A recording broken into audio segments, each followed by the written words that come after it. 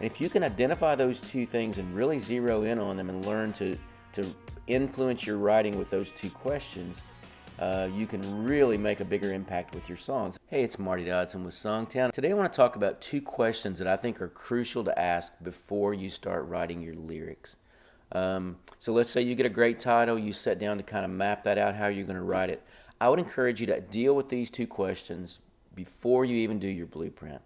Those two questions are, who is my target audience and what do I want them to feel?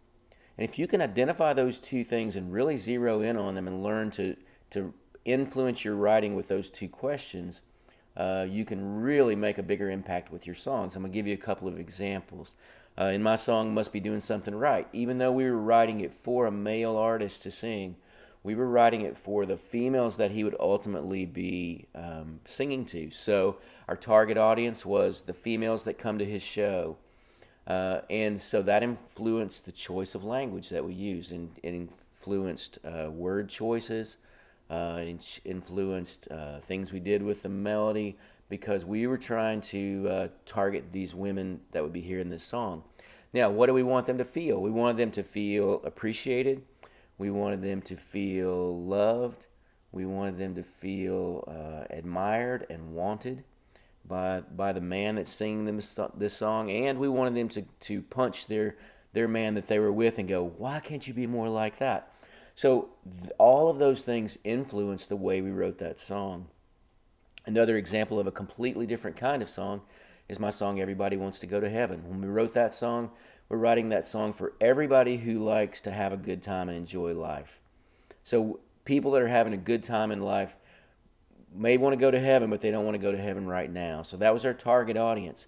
So we wrote it in a playful, fun way. We delivered it in a feel that was sort of a reggae feel, and just feels really good. And so when Kenny Chesney sings that at his concerts, you see those people out in the cheap seats raising their beer in the air. That's the feeling we wanted them to have. We wanted them to feel like life is good. Let's celebrate it right now.